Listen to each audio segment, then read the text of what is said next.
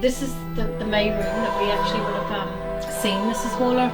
After we moved in, it was the following year. We moved in August, but it was the following year around June. There was one night we were sleeping. It was a summer's night, and we had the window opened, and Vincent heard 3 knocks on the window. And as you can see, we're up on a height. There's no way nobody would be knocking on the window. So he got up and he closed the window. And as he got into bed, we had a trunk that's actually in the library. It was at the bottom of this bed, and the lock on it, he could hear the lock rattling. So when he looked up, he seen Mrs. Waller just standing right here at the bottom of the bed. He didn't wake me up. I was asleep.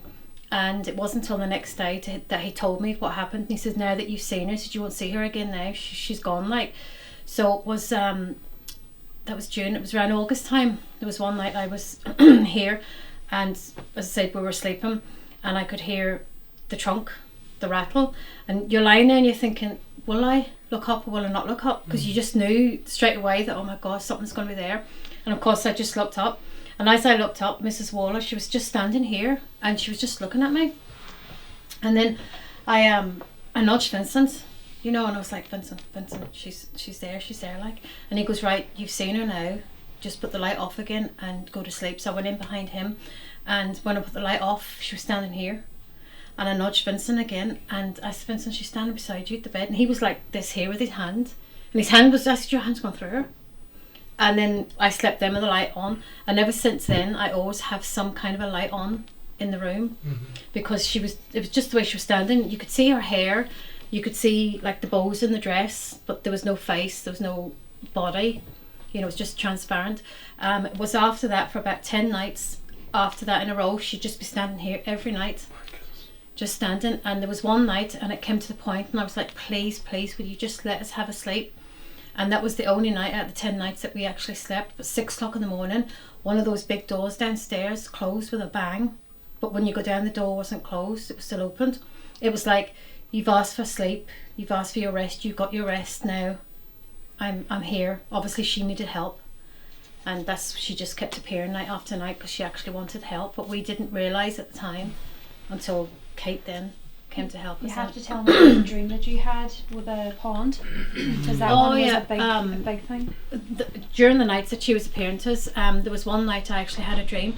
Whenever we moved in, Vincent wanted to actually do a pond. It's down beside that shed, and my brother was kind of against it. He didn't really want the pond there, but nothing would do Vincent. He got this pond done. And then I had a dream one night that we had 2 Labradors, and I had a dream that Emma was outside with the dogs, and she went down and she went into the pond, and I actually went down to get her, and I couldn't get her out. But when I got her out, she was like a little tiny baby inside a pillowcase. And Mrs. Waller had been sitting here looking at me with her head like that in her hands. And as Kate explained, that she probably was looking at me in sympathy for maybe Emma going into the pond and drowning. So it was just after that then, about a week later, we got the pond filled in, like, because it was like a warning to us, like. So Mrs. Waller was always a very good soul. She was always there to protect you and to warn you about things that could happen, you know. So she was never there to do any harm. When you came here, Kate, you were getting a warning with water too, weren't you? The very first. Never really understood it. It was the very first night I came here. I said, if you have water, wells, ponds, anything to do where a child could enter it, please cover it over. Because it's like you're at your vulnerable self, sleeping. When I'm saying it, it's like I'm saying, there was one night I did, and I woke up and I was saying get out, but I wasn't saying get out. It was like my voice was so deep because I couldn't get it out, but I just woke myself up. So obviously there was something. You had another experience too with the young girl. Oh, the young girl, yeah. That's do you want to tell me about that, and we can tell them when we get down the cellar, but tell them about the experience of the young girl when you had it in here. There was one night I woke up, and this is my side of the bed, by the way, so I woke up and she was sitting on just felt like she was sitting on my legs. I could see this girl, she just looked all grey. Hair was grey, clothes was grey. I couldn't see her face, but I just knew it was grey.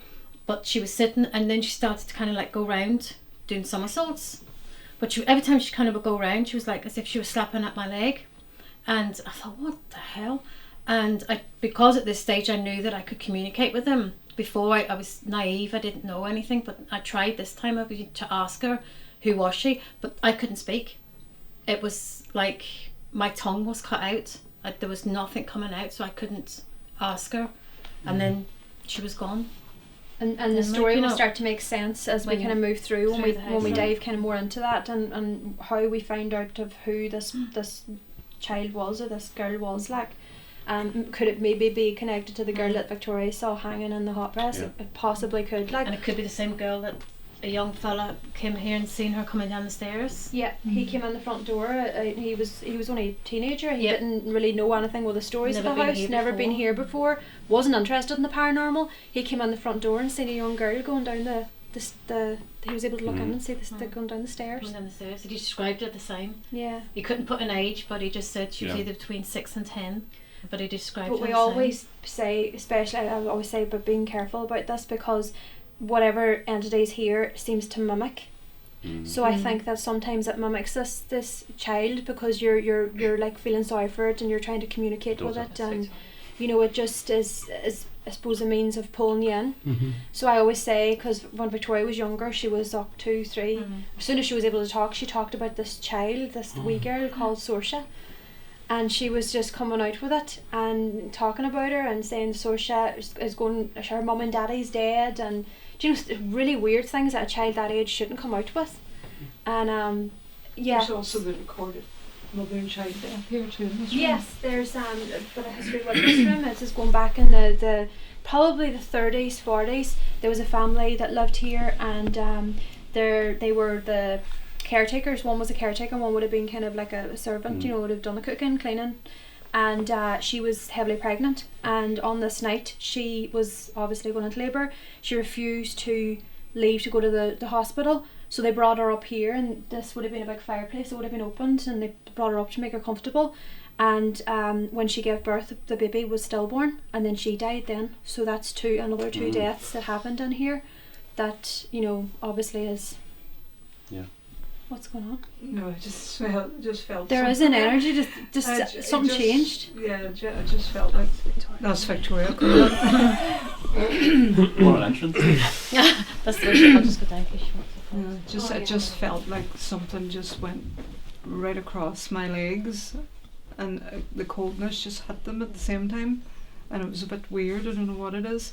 It's not like the usual feelings that you get on here. Yeah. I don't know what it is this time. You're drawn in there, aren't you? Yeah. No, this used to be my childhood bedroom. And my memories was like my bed would have been there, and then it was moved at one stage. But I seen, you know, the woman coming through the door, but I would have heard it at night. Do you know the rattle? And the first time I seen her, she kind of came in and she formed within the room. She was like a mist, and she formed within the room and just slowly just walked straight in through into Mum and Dad's room, and that would have been kind of her pathway at night. And there was one night she sat at the bottom of the bed, and I could feel the bed, you know, like as in somebody had just sat down. I could feel the bed going down, and I could hear like a humming noise, and I was terrified. But all I kept thinking was, who is this person? What does she want? You know, it was just every night we were all exhausted. I was scared to tell them because I thought they're going to think, well, she doesn't want to be here. She knows she's trying to go back to the old house, you know, that kind of way. So I just never really talked about it. And it was whenever I did eventually then say to Mum and Dad, then Mum had said to me, you know, we've seen her, she's okay, she doesn't mean any harm.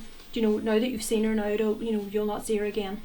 So 24 years later, it was a habit of telling each other. I know, we were trying to think it was just you're trying to, you know, okay, right, that's it, it's done now. So when we go over here now, this Kate has been picking up now that she's been getting visions this last few days, wasn't it, Kate? Yeah. Look at the temperature. It's a massive drop, that's a creepy doll as well.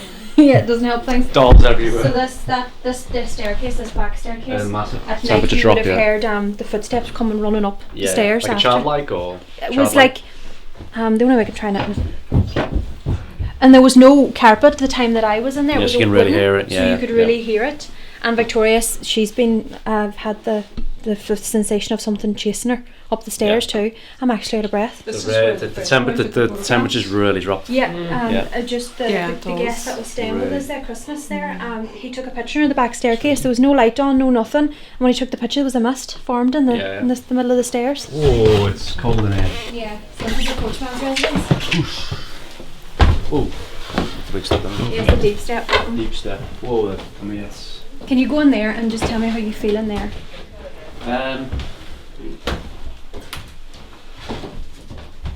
Oh, look at that here now, there's a bed now. I know, they're going to start doing self-catering. It's just been Yeah, not very good. Not good at all. Yeah, that's the trip step. Have a little walk in that bathroom then, Mike. And my heart's racing again. Yeah, bathrooms and that. What did they hear footsteps? No, this is to go in and to see the bed in there. Yeah. My heart is racing. It's really well on here now with the bed. Beautiful, it's lovely As well. This is the room where all the other teams that have come here, all their equipment all shuts down in this room. Completely drains. State-of-the-art equipment. Yeah. And if you'd have moved it over to Victoria's room, it would have worked. You move it in here, didn't work. And they used to try different ones. They could never get to work in here. This was where I stayed for many years, and I feel like that whenever I broke away from the main house and came in to stay in here, it was completely draining me physically, mentally. I was trying to make it my own. I kind of was feeling disconnected with my family. Mentally, I wasn't in a good place. There was, I was terrified firstly coming in here because I had a really bad experience years previous. This was renovated later than the main house, and whenever I kind of ventured over here, whenever I was younger, whenever it was first renovated, I seen a man hanging on these stairs, hanging, and he had black eyes, and that was instant fear straight from out. And that kind of always played in my head. And whenever I came back in and I stayed in here then, there was always movement, always shuffling. I always kept this bathroom light on so the light would shine through in here. And my bed was moved this way, and there was one night I heard like hustle bustle in the room, and I woke and I seen this 7-foot shadow figure just standing at the bottom of the bed, and the feeling that came off it was horrible. And it was like I didn't have sleep paralysis, but I was frozen looking at it, and I was taking it in, and it felt like I was looking at it for hours, but it disappeared like that. And it was like there was something fell or banged in the room after it disappeared, and that kind of always played in my head, and I thought, that's in here, that is residing in here with me, and that's all I kept thinking. So that too, that mental feeling, but there was one night I was getting ready for bed, and I was in the bathroom, and I was looking in the mirror, brush my teeth, wash my face, and in the wall behind me I could see in the mirror a face come through the wall and go back in again, and I was like looking back, and like, what was that? And that was it. Then I went to bed, and I had again an image of that in my head, and that's the kind of stuff that would have happened in here. There was one night I did set my phone up, and I sat it in the corner there, and I went to bed, and this was the time I had my first son. He was in that room, and I thought, just to see if I could catch anything. It was the first kind of, you say, your investigating kind of skills came out. It was the first time I thought I'd ever record anything, because it's something you don't think of doing, because you're home, you're not going to set up cameras everywhere all the time. It's just, so I thought, right, I'm going to do this to see if I can catch something. And whenever I went in, I must have fell asleep shortly after. After 15 minutes in the recording, I had that light turned off, completely turned off, so the room went dark, and I could hear footsteps coming up them stairs. And when I was looking back on it, and it was one of my old phones, and that broke, and I can't get the recording back. But it was that was just one of the ones that I proof of, kind of that I wasn't going mad. There was a point where I got so depressed, I tried to commit suicide. It was a horrible time. I don't remember doing it, don't remember anything. I just remember waking up in the hospital and mum and all there, and I don't even know how anybody got to me. But it was kind of one of those. It was completely mentally. Giving you headaches. Yeah, I couldn't get out of bed all the time. Yeah, you weren't getting out of bed. Yeah, medication. I couldn't. I wouldn't wake up. You used to always take my son and everything too, because I couldn't physically look after him, because it was just so drained all the time in bed, and you were coming into me, Emma, wake up, just get up. I was like, I can't physically get up. And it wasn't then until I moved out because I thought I can't do this anymore. When I moved out and I lived somewhere else, I was completely fine. I was as normal as what normal could be. And it's just, I knew then at this point that this was it. And this part of this room, I just don't think anybody could live in it long term for that reason, because it just affects you mentally. And Victoria, she decided she would come in here and make this her space, because it is just like a little flat, you know, you've got your bedroom, you've got downstairs, you have your kitchen, diner and your bathroom. So Victoria came in here and she set up, and I says to Mum, I says, like, I'll give her a week. And she surprised me, like, 'cause she actually stuck it out pretty well. She was pulled out of bed in here, and then she was That back was in the it, old then room. she was back. After that done it. So, like, you know, we've all had that feeling. I was waking up with scratches, bruises, and we've all had that feeling within here. Do you know, and Victoria too was the same, the scratches and marks and stuff that she would have got. And I felt like that this would have been kind of one of the areas. But whatever's in here, I feel is different to over there. It's not really the same, and I feel like that's maybe when you come across that threshold into this part of the house, that's that different atmosphere you're feeling, because it's something else. Right, attached to it. Yeah. So, and as I say, like, in here is so cold, it never heats up. When you have the heat in here, it's still very rarely, you know, it'll be Yeah, warm. summertime it's nice, it's different. Yeah. And actually, by the way, I'm going to be doing B&B in here soon. We can go downstairs now. Let's do it. Are we down here? Just Probably be- got rid of the leather couch. Yeah, that's gone now. It's cold now. It's a beautiful idea for Yeah. yeah, but I mean, So down here, you know, whenever we were even the fire on, I just feels like it never really, you know, never really gets warm. And this is kind of the place you go. And you know, the really, really hot summers we've had, this is the place to be in, because it stays cool. Do you know, it's just that kind of feeling. that's right. I remember, what was this? This was an old. This would have been Coach just a house? coach house. Yeah, Coach this house. would have been, you know, servants and stuff, the servants' quarters mainly. That's why the doors are narrower and smaller, and you know, that would have been, you know, just completely different. The atmosphere in here, I don't like it. I just don't. Maybe it's because my experiences, but it's just not a great feeling. I will tell you too what actually people would have done when the house was abandoned was the Ouija boards, and I do think that opened up a lot. Absolutely, yeah.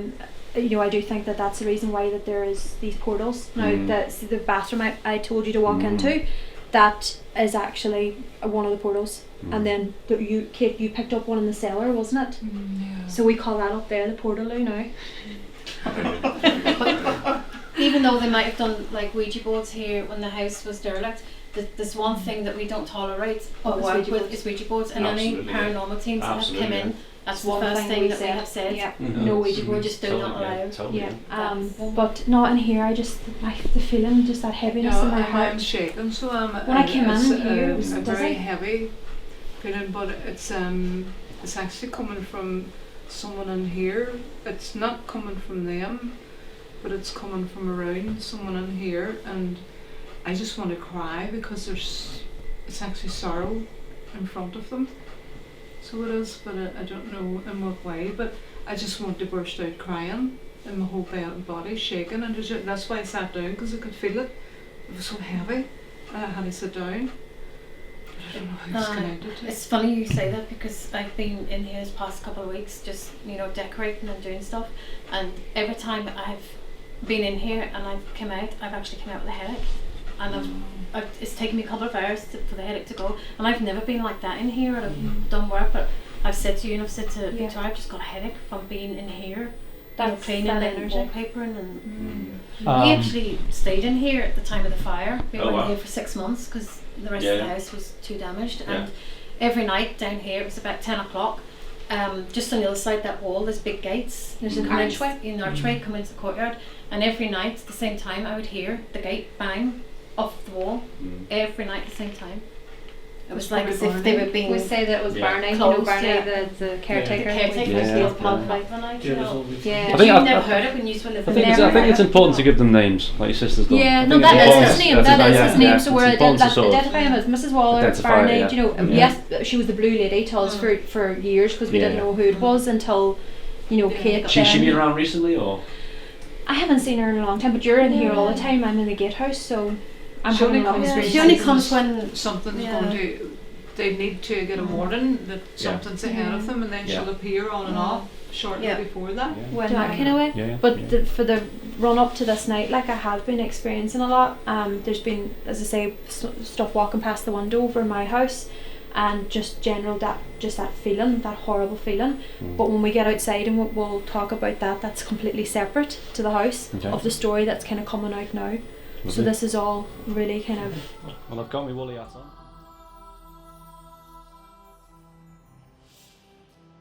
Yeah, you alright?